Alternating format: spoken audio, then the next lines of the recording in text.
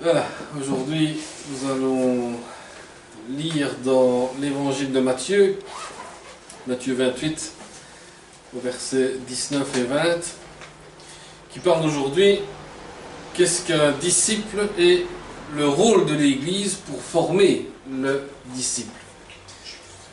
Et Matthieu 28, 19, 20 dit ici: Allez, faites de toutes les nations des disciples, les baptisant au nom du Père, du Fils et du Saint-Esprit, et enseignez-leur à observer tout ce que je vous ai prescrit. Et voici, je suis avec vous tous les jours jusqu'à la fin du monde. Quand on fait un baptême, on a souvent cette parole-là qui dit: on vous baptise au nom du Père, du Fils et du Saint-Esprit. Et par après, il n'y a plus de suivi, il n'y a plus d'enseignement, il n'y a plus de choses qu'on vous explique. Et Jésus avait dit qu'après le baptême, il faut enseigner et observer ce qui a été prescrit dans les Saintes Écritures. Qu'est-ce que Jésus veut dire? Quand il dit « aller », le verbe « aller » veut dire se mettre en mouvement, marcher, se diriger, avancer. Un mot qui est simple, mais un mot qui provoque aussi l'horreur chez beaucoup de chrétiens. Parce que beaucoup de chrétiens disent: Dieu ne m'appelle pas à être missionnaire. Je ne peux pas aller dans un pays chaud. Je transpire de trop. Je ne peux pas aller dans un pays froid. Je ne supporte pas le froid. Je ne parle pas bien le chinois. Et on trouve toutes sortes d'excuses pour ne pas faire ce que le Christ nous a enseigné de faire et de dire. Mais ce qu'on vous dit, ce que Jésus veut dire, c'est qu'on n'ait pas peur d'aller annoncer l'Évangile. Jésus ne demande pas que tout le monde quitte son pays, aller à l'autre bout du monde, mais quand Jésus dit « aller », il s'est servi d'une forme du verbe qui peut être aussi bien traduit en allant. En allant aller enseigner, en allant aller annoncer l'Évangile que nous devons proclamer. Et bien sûr, il donne un ordre, mais le contexte c'est notre vie entière, en allant. Dans tout ce que vous faites, ou que ce soit que vous iriez, ou que ce soit que vous habitiez, ou que ce soit que vous travaillez, il nous engage à faire des disciples. Alors qu'est-ce qu'un disciple? Un disciple, c'est une personne qui est comme un élève qui écoute l'enseignement du Christ. C'est une personne qui entre dans un lieu où on enseigne la parole du Christ et écoute ce que le Christ veut dire à travers la parole. Et aussi, c'est une personne qui sera capable par après de pouvoir faire quelque chose pour le Seigneur. Et ils sont un pasteur, un évangéliste ou un bénévole de l'église ou autre, il est appelé après à être quelqu'un qui servira le Seigneur. Tout d'abord, nous commençons par être un disciple, puis ensuite on devient un serviteur pour le Seigneur. Et tout de suite la tension diminue, parce qu'on peut rester dans notre propre pays. Oui, mais l'ordre de Jésus demeure. Et bien que le monde ait besoin de missionnaires prêts à quitter leur pays, le monde a besoin de chrétiens qui restent là où ils sont et proclament Jésus-Christ là où ils sont. Et il est possible d'aller très loin en restant chez soi. Pourquoi? Parce qu'au monde d'aujourd'hui, nous n'avons presque plus besoin d'envoyer des missionnaires dans des pays. Nous avons maintenant la nouvelle technologie des réseaux sociaux où on peut envoyer des audios, on peut envoyer des vidéos et les gens du monde entier peuvent nous suivre plus facilement sur tous les réseaux sociaux aussi, et qui fait en sorte que les gens puissent être enseignés par rapport à ça. Mais aussi faire attention à certaines églises qui en profitent de ce système-là pour mettre des gens sur les mauvaises voies. Donc c'est pour ça qu'il faut faire attention dans quelle source on va chercher les enseignements, parce que des fois il y a des gens qui ne sont pas guidés tout à fait par le Seigneur et font des choses qui sont en dehors de ce que Dieu demande que l'on fasse. Jésus demande de faire donc fête de toutes les nations. Dans l'Ancien Testament, la révélation de Dieu était pour les Juifs, descendants d'Abraham et d'Isaac. À l'époque, l'évangile n'était que pour les Juifs seulement. Et Paul, lui, qui s'est converti au christianisme, s'est dit pourquoi ne pas répandre l'évangile et former d'autres disciples que des Juifs. Et c'est de là que nous avons commencé à pouvoir avoir les apôtres qui se sont dispersés et ont commencé à enseigner l'évangile aux Grecs et aux Juifs, et ainsi toutes les nations ont commencé à suivre l'enseignement du Christ. C'est ainsi que l'évangile a pu se répandre dans tous les pays et c'est ainsi que toutes les nations ont entendu parler du Seigneur. Mais quand Jésus donne la mission universelle, il prolonge la portée de la révélation d'Israël au monde entier. Donc, Israël était la base où est né l'évangile et est proclamée la parole de Dieu. Les pharisiens n'avaient qu'une seule chose dans leur tête, c'était se montrer que c'était eux qui étaient la connaissance spirituelle et la connaissance de Dieu, et que les autres n'avaient aucune connaissance. Et c'est ainsi que Jésus a demandé que chacun puisse devenir un disciple et former d'autres personnes à pouvoir avancer dans le royaume de Dieu. Donc l'attente de Jésus, c'est que son Église va se propager partout dans le monde et qu'en allant, elle va faire des disciples. Donc l'histoire de l'Église commence déjà dans le livre des Actes des Apôtres, où on nous montre le début de cette propagation. On voit comment les églises se sont formées l'une après l'autre. Parce que les gens se rassemblent, les gens se prient ensemble et cherchent la face de Dieu, et c'est ainsi que l'Église a commencé à naître. L'Église, ce sont des assemblées où chacun se rassemble pour partager. À cette époque-là, on partageait le pain et la nourriture, ainsi que les enseignements que l'on avait de Jésus-Christ, et tout le monde participait à cet enseignement, et tout le monde se posait des questions aussi sur que voulait Jésus pour que l'Église avance. Et on peut voir dans les 12 chapitres du livre des Actes des Apôtres, où on suit l'apôtre Pierre qui apporte l'évangile aux païens, des non-juifs, qui auparavant étaient en dehors de l'alliance de Dieu. Et la deuxième partie des Actes des Apôtres parle du voyage de l'apôtre Paul, qui a apporté le message de l'évangile à une grande partie de l'Empire romain, et il a même apporté au cœur de l'Empire à Rome. Donc, c'est là où, quand on a décapité l'apôtre Paul, qu'à un moment donné, tous les apôtres ont commencé à mourir et ont commencé à disparaître, c'est là qu'est née, alors là, la fameuse religion, l'Église catholique romaine, qui a commencé à naître parce qu'ils ont vu les écrits de l'apôtre Paul et les écrits des autres apôtres, qui ensuite ont commencé à se propager, à faire une seule religion, et au monde d'aujourd'hui, nous sommes appelés à propager l'évangile et former des disciples et former des églises, surtout des églises de maison. Pourquoi des églises de maison?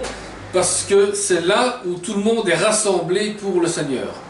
Parce que des grosses églises où vous avez je ne sais pas combien de personnes qui sont là, font plus du show que de l'enseignement, et on attire plus la foule en faisant des shows dans l'église qu'à apporter un enseignement plus spécifique et former des vrais disciples dans la gloire de Dieu.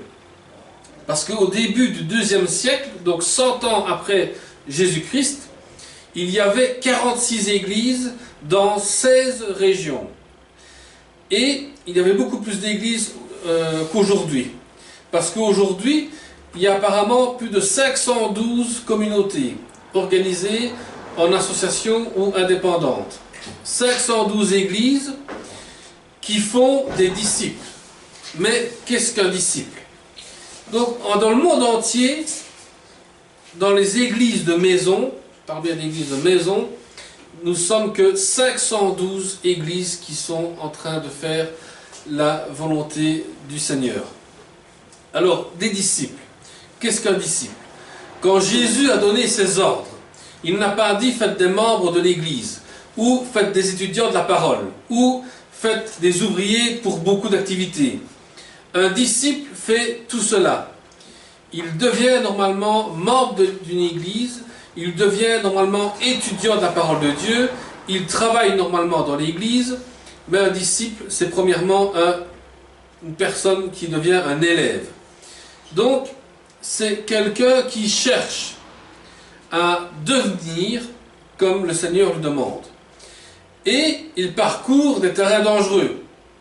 Si nous croyons que nous cherchons des gens simplement pour argumenter le nombre de personnes dans l'église, ou pour donner assez de personnes pour faire la certaine activité dans l'église, quand quelqu'un devient chrétien, il devient un disciple.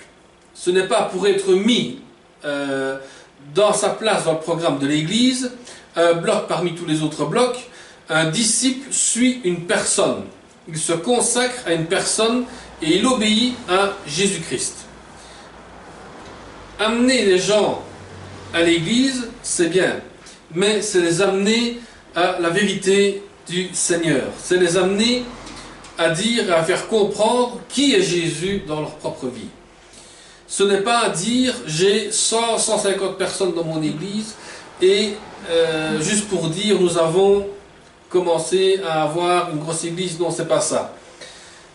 Comme je dis, les églises de maison deviennent importantes parce que nous ne sommes pas là pour avoir des gens en multiples et dire voici nous avons formé une église, nous sommes associés avec une église. Non, nous sommes indépendants pour le Seigneur.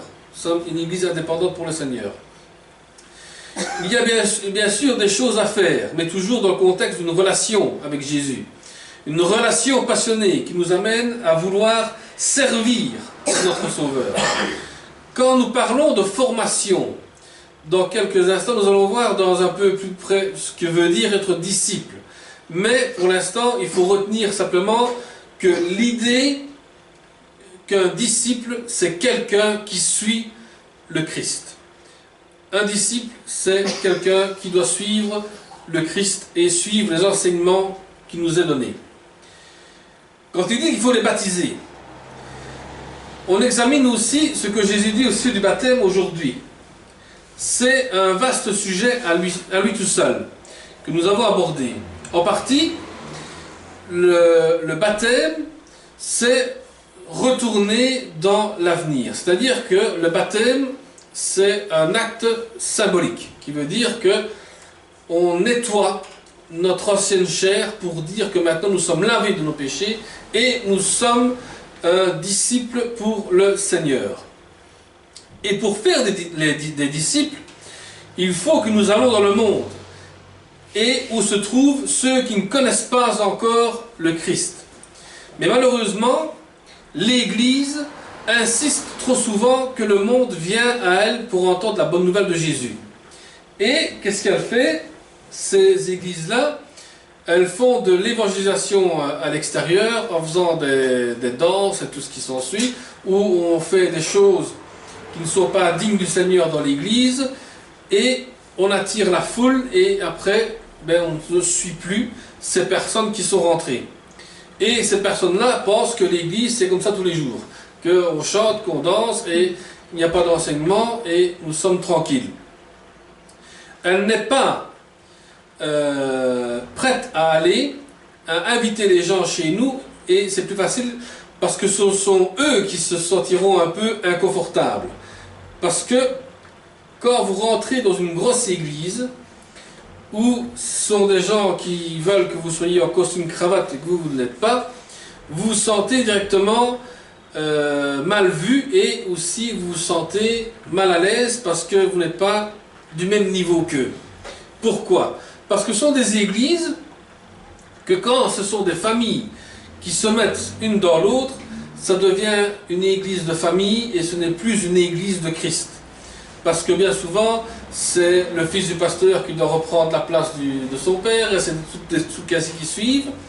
Et ce n'est pas ce que Dieu demande. Dieu demande que chacun de nous se sente prêt à servir le Seigneur tel qu'il a demandé. Et est-ce que cela veut dire que nous sommes contre des événements auxquels nous pouvons inviter notre famille et nos amis? Non. Mais nous devons manifester les grandes choses et proclamer ce que Jésus a fait dans notre vie.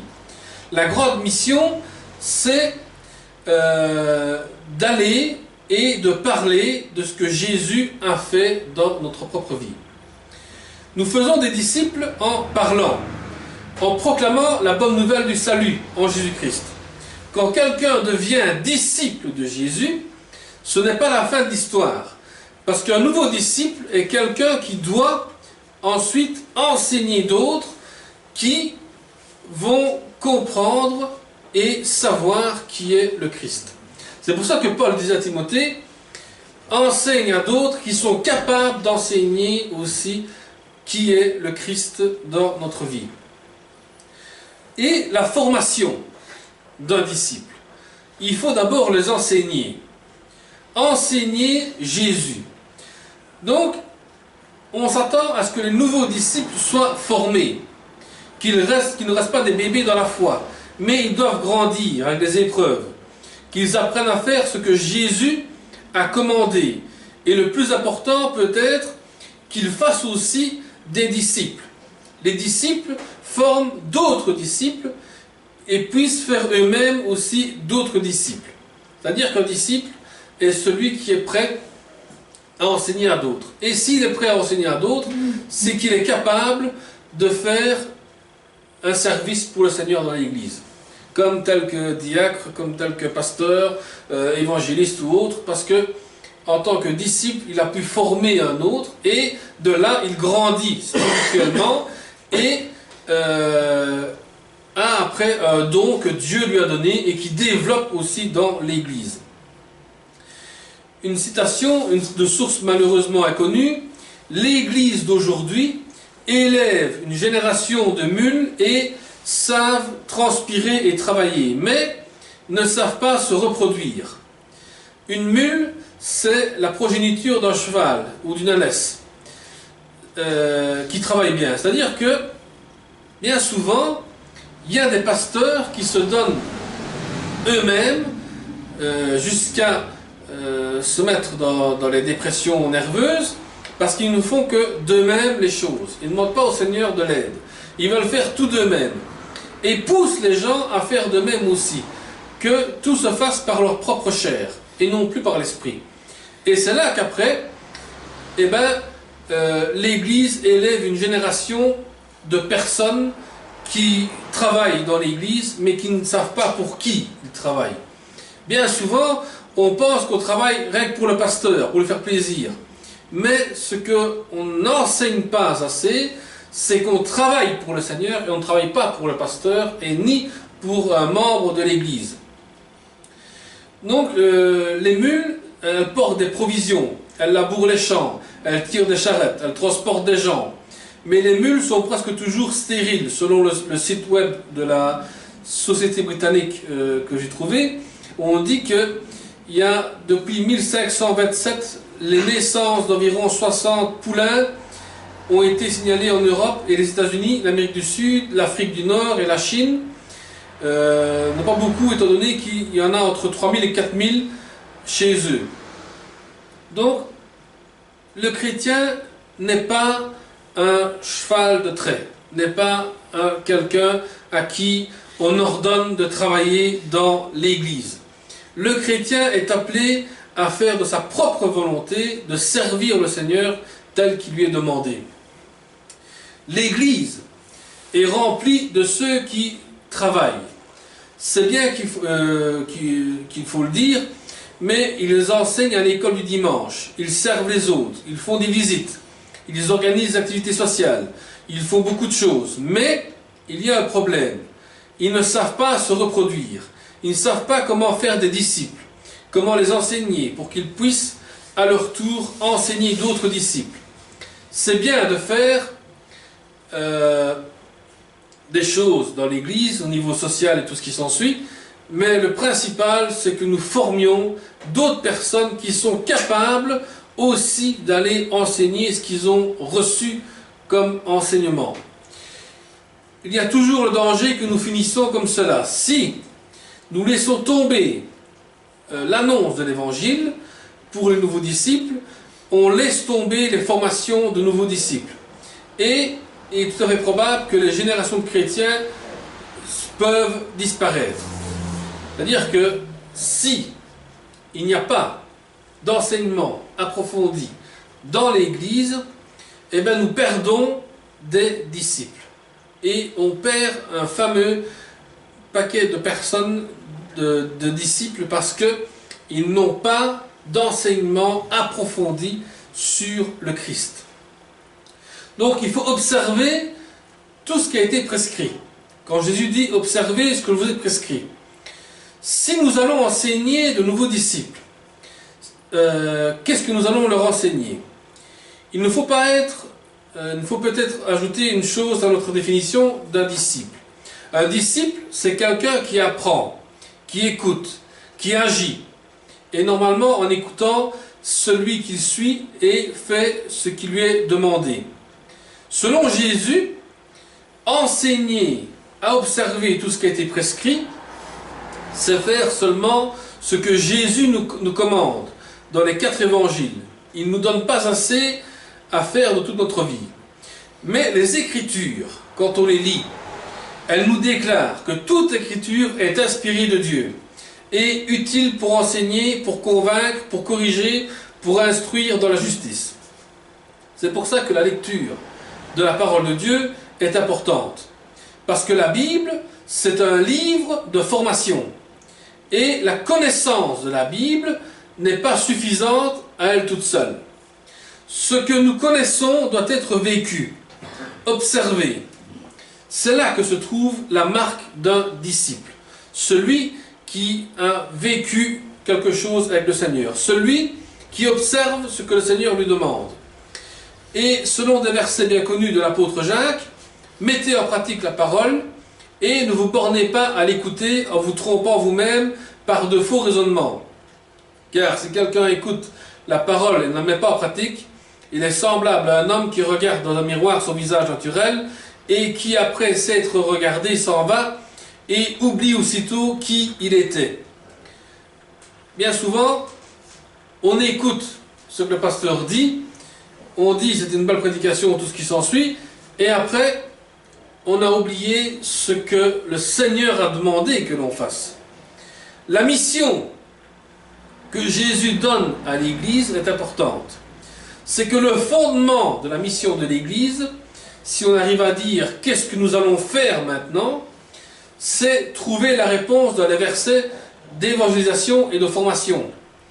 Évangéliser, former des personnes, tout ce que nous faisons dans l'Église doit servir pour accomplir leur but.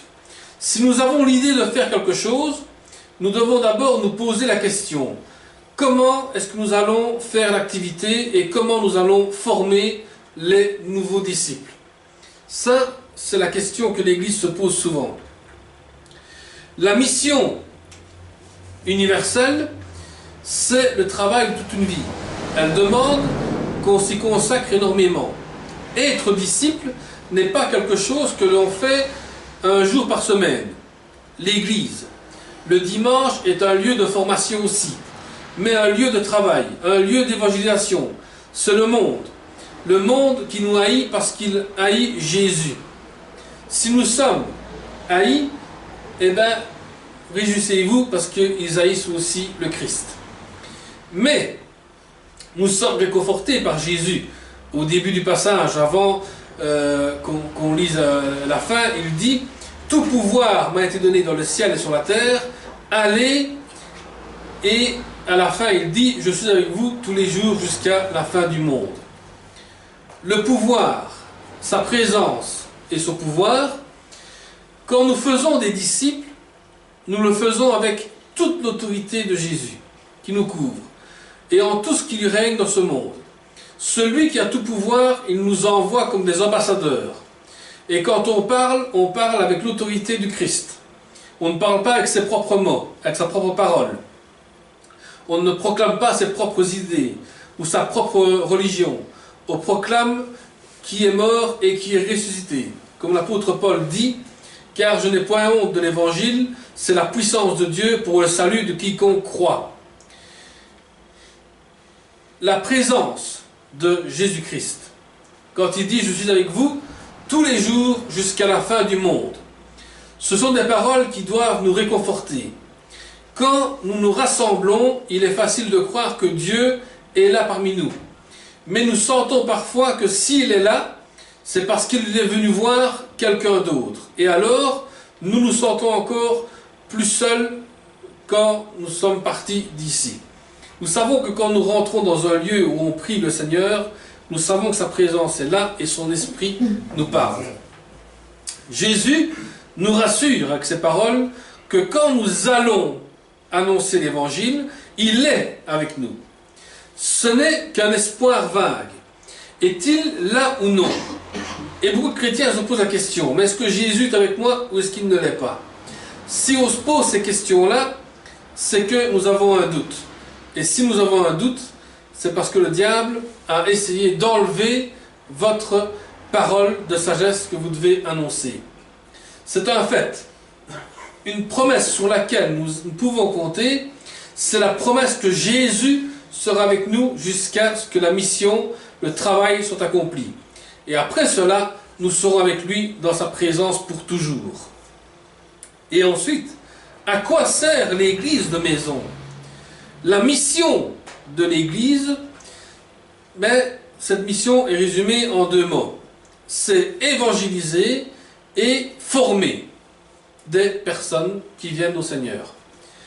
Quand nous nous réunissons le dimanche matin, ou quand on se réunit la semaine, nous sortons du monde pour quelques heures. Quelques heures que nous consacrons au Seigneur. Nous trouvons un refuge, un répit. Nous louons Dieu, nous chantons, nous prions, nous écoutons l'enseignement de la parole de Dieu. Et tout pour être formé. Tout pour être préparé à replonger dans le monde. Parce que quand nous partons de l'assemblée, c'est pour retourner dans le monde et accomplir la mission que Jésus nous a confiée. Faire des disciples. Et nous mettons en pratique ce que nous avons appris. Nous partons assurés aussi de son pouvoir et de sa présence. Donc quand nous rentrons ici pour écouter l'enseignement, nous sortons avec l'enseignement que nous avons reçu pour distribuer aux autres ce que nous avons appris.